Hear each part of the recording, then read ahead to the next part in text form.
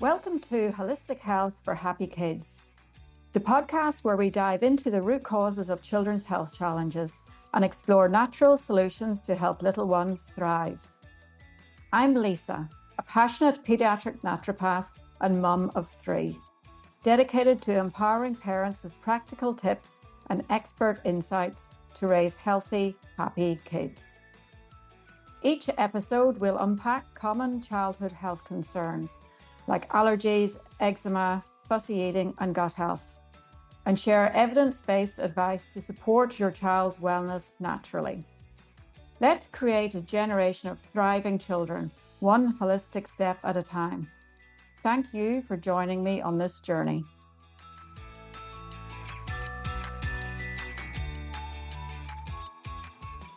Hello, and welcome to episode 2, The Itchy Truth, dealing with threadworms in children.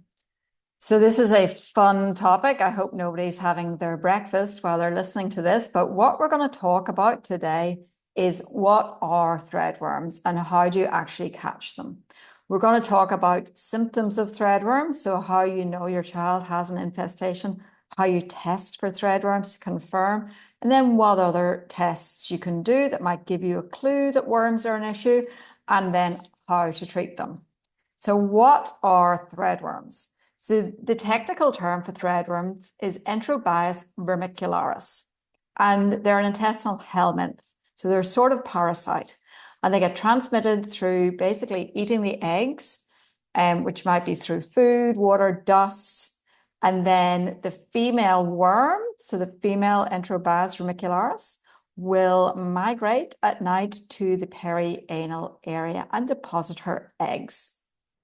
The problem is that some of those worms will find their way into other adjacent orifices. So in girls, they can end up in the female genitourinary tract and give wild symptoms as a result. So when the female comes out and she lays eggs, the eggs get stuck to the anus with a glue, which can be itchy. Reminder, please don't eat your breakfast whilst you're listening to this. So that glue is itchy, but then also the wiggliness of the worms also makes itchiness, and that makes the child scratch their bottom. When they scratch their bottom, the worm is broken up by the fingernails. The eggs get released everywhere under the undies, under the fingernails, into the bed, and then those hands end up in the child's mouth in the middle of the night, and the whole cycle continues.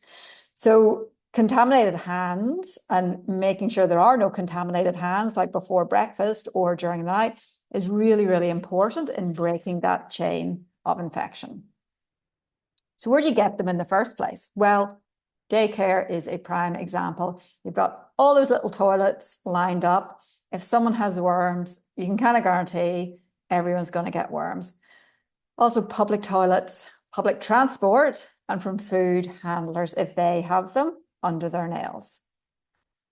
There's a couple of reasons why kids are really susceptible to getting worms.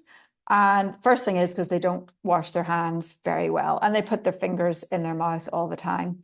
And then they chew stuff, they chew toys, chew pencils. So those reasons are why it's under 10-year-olds that are most likely to get worms. Not so much the little babies, more sort of from 2 years to 10 years is prime time for worms.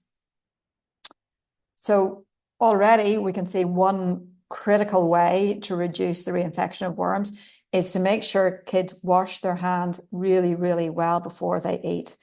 And a lot of kids don't like to wash their hands. So what I do is just fill up the sink with the liquid soap with water and have a hand bath.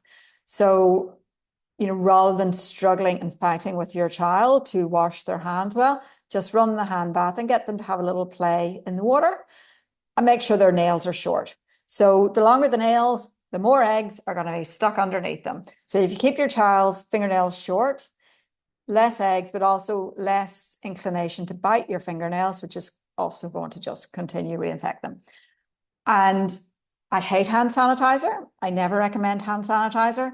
And hand sanitizer does not work in the situation of worms. So that's good.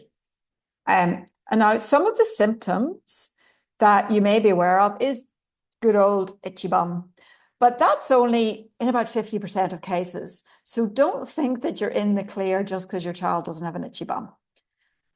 Other things that might happen might be they might start to wet the bed. So maybe they've been dry before, now all of a sudden they're wetting the bed. Their sleep quality might get really bad. So they might start waking up really, really cranky in the morning and unrefreshed. Or if you're co-sleeping, they might be like really a lot more active than they used to be. They can actually wet themselves during the day as well. And they can have really bad concentration or really bad impulsivity during the day because their sleep has been ruined. A lot of people say, like when their kids are eating a lot, they say, oh, they must have worms, they're eating so much. But actually, it usually goes the other way. Kids with worms will actually have a lack of appetite and might get fussy with their food. Irritability, weight loss, even vomiting, abdominal pain, and diarrhea are all symptoms of threadworms. So can your child have threadworms and you not know about it? 100% yes. So those are kind of the, understandable symptoms.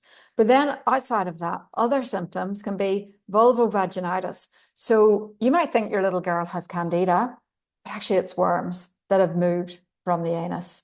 Appendicitis. So often whenever appendix is removed and they cut it open and see what's in it, it's full of worms. Kids who grind their teeth, absolutely, could have worms. They can even get into your eyes, again, from your finger, go into your eyes, into your bladder. They can cause anxiety, they can cause depression, they can cause a lot of issues because they do have such a big impact on sleep. So the gold standard way to test for worms is the sticky tape test. Wow. In this day and age, this is what I'm recommending for you to test for threadworms. So the minute your child wakes up in the morning, you get the sticky tape and you stick it over their anus. So they have to be still in bed, in situ, in position. Stick it over their anus, push firmly for a few minutes, take it off, and the eggs will stick to the tape. So the eggs are very, very, very small. So you have to hold them up to the light to see. And, you can get a little magnifying glass or something to have a good look and see if you can see any little dots on that tape. And if you do that every morning for 3 to 6 days and there are no eggs and you are absolutely sure, like you've used a magnifying glass, there's no eggs, then your child probably doesn't have worms. So that's the gold standard test. Then there's other clues, but they're definitely not definitive. So if you do blood tests for your child and they've got high eosinophils, so one of the white blood cells, that can be a parasite, but also can be food allergies, and it can be a parasite that's not threadworms. They could have low protein or they could have low ferritin, so they're iron stores. So definitely not definitive, but if you see all of those things, you're going to go, maybe they've got worms. I run a lot of microbiome tests, a lot of stool tests, and even they don't pick up worms. Even the expensive stool tests, even if they list that they pick up worms, they actually don't, because I've tested it. I've had children with worms send it off and it hasn't come back. So we can't rely on stool testing. But again, we can get clues from the stool testing. So there's a couple of other parasites and bacteria that I will see pop up at the same time if there's worms. So there's a parasite called Dianthomeba fragilis, which goes hand in hand with worms. And there's a bacteria called Citrobacter, which I also see hand in hand. And that's the only time that I'll actually treat a child with Dianthomeba fragilis is if they have chronic threadworms. So by chronic, I mean the kids who you end up giving them the medication every 2 to 3 weeks and the worms just keep coming back and back and back. And so what's wrong with that? What's wrong with just worming your child every 2 months? It's because they can get resistance. So like natural selection, same as with the antibiotics, if you just keep wiping out the weak threadworms each time you worm them, you're just encouraging the strong, resistant threadworms to flourish. So don't worm once a term because you're just causing issues. Only worm when you know that threadworms are an issue.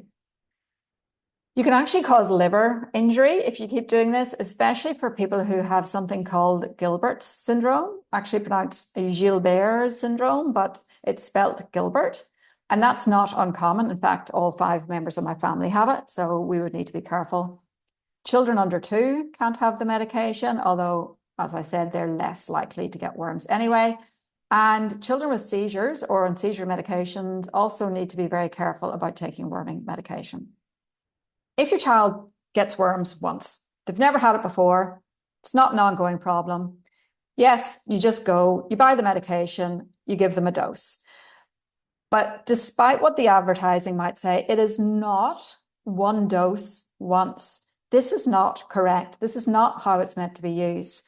So you give the dose, ideally to the whole family. Then 2 weeks later, you give it again. And then 2 weeks later, you give it again. That's how you use the medication properly. For most people, that will be fine. You might get some nausea, vomiting, a bit farty, some cramps. But the other thing is that if the worms have migrated into other orifices, taking the medication will only work in the gastrointestinal tract. So it won't work in other areas. So you might end up not actually getting to the source of the problem anyway. So what we do is if we do see Diameter fragilis on the stool test, we can treat it. And if we see Citrobacter, we can treat it. But ultimately, what we need to do is to improve the overall ecosystem. So improve the terrain of the gut. That's what you need to do to stop this problem just coming back every time over and over again. So how do you do this? Well, a whole food diet based mainly on plants. Basically, what I recommend for everybody. So aiming for 40 different plant foods every week. So that's obviously fruits and vegetables, but it's also whole grains. So like black rice, red rice, brown rice, barley, oats, quinoa, nuts, seeds, legumes. It's not just the fruits and veggies. So see if you can get to 40. It's achievable. It just takes some planning and some thought to it. For these kids, they need to be on a low sugar diet. You can't be giving them processed foods and lollies and expect the problem to go away. It has to be a whole foods, low sugar, low processed food diet. Include lots of prebiotic foods like leek and onion and garlic, probiotic foods like kimchi, sauerkraut, kvass, and then you can also take those as supplements. But just focusing on killing the threadworms isn't going to cut it in the long term. Also, other things that improve the terrain of the gut is getting outside, playing outside, not being so clean, ditching the hand sanitizer, all of those things. And there are actually a few foods that will actually help to remove the worms. So if you can prioritize those in your diet, that's also going to be helpful. So papaya seeds, not necessarily the part of the papaya that you would normally eat, but you can take the seeds, roast them up in the oven, grind them down, and then just sprinkle them on food. Garlic, the more raw, the better. So if your child is having hummus, either homemade or shop bought, just make sure there's lots of raw garlic in it. So if you buy it from the shop, that's fine. Just crush some extra garlic into it. Literally cures everything. Carrots and pumpkin seeds are other foods that you really want to boost up in your child's diet if they've got a problem with worms. Another tip when your child has worms is to put in a barrier cream in the actual area of their anus, because that stops the passage of the threadworms coming out at night to lay their eggs. And you can put it all over. So it stops the itch, stops them coming out, stops the eggs being able to stick. And if you add some essential oils to that, will actually kill the eggs. So you're breaking the cycle by stopping the itch, essentially. So as I talked about, there's lots of hygiene things that are really important. So keeping the hands clean with soap before meals, cutting nails really short so there's nowhere for the eggs to stay. If your child is chronically infected or just infected as a one-off, underwear should be changed daily, of course. That's pretty much the go for everything, but also wash it at a hot temperature to kill anything. And the same with the towels, face washers, sheets, everything needs to be washed on hot as much as possible. You even need to vacuum the room because, when you change the sheets, the eggs could go everywhere. So you just need to be a little bit pedantic about cleaning in the time, and give them a shower in the morning to wash off the eggs and stop them sticking. I love flower remedies. And if you've listened to the first episode, you'll know that I was actually originally a mechanical engineer, and there's nothing further from mechanical engineering than flower remedies. And I was very dubious even before I studied naturopathy that I would have to learn about flower remedies. And now I love them because I have seen how they work for kids, and it can be amazing. So there's a few flower remedies that you can give to kids with worms. So one is called green essence, one is called bottle brush, and then chicory. So the first two are bush flower essences, and the third one is a Bach flower essence. And I use both bush and Bach in clinic because I just feel that different people need different ones, and different flowers are so specific for different issues. There are herbs that you can use as well for worms, but as I keep harping on, just focusing on killing with herbs or medicine or whatever ain't gonna cut it. But in a flare and for a short term, there's actually a herb called wormwood. So it's clearly anti-parasitic because it's called wormwood, and it's insanely bitter. So it's a hard one to get into kids. And I have had kids take it, but it's tough. But see how you go. And then other ones like clove and thyme, which can come as herbal tinctures, but you can also just bring them into food. So if you're making a chicken dish, like throw in some cloves, throw thyme into everything, like it can only help. And I'm not a homeopath, but there are a few homeopathic remedies which are also really specific to threadworms, like China. So you could work with a homeopath on that. And now, as I've mentioned, if they've actually traveled into a girl's vagina, these treatments will not help much.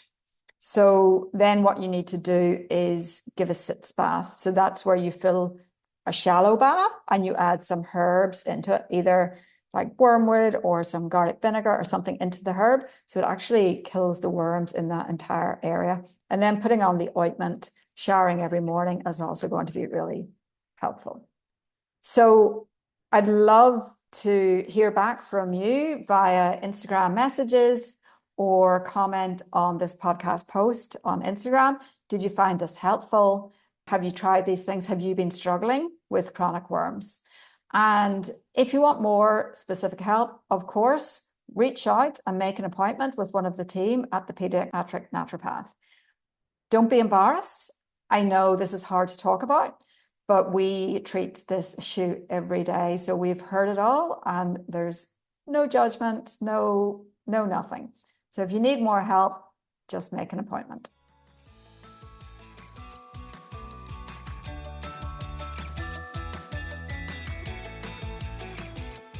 Thanks for tuning in to Holistic Health for Happy Kids. I hope you found today's episode helpful and inspiring on your journey to raise thriving, healthy little ones. Remember, small, consistent changes can lead to big transformations. If you enjoyed this episode, please subscribe, leave a review, and share it with other parents who might benefit. You can also follow me on Instagram and Facebook at the Pediatric Naturopath for more tips, tools, and inspiration. If you've got a question or a topic you'd love to hear about, please send me a message. I'd love to hear from you. Until next time, take care and keep supporting your kids in the most natural, nurturing ways possible.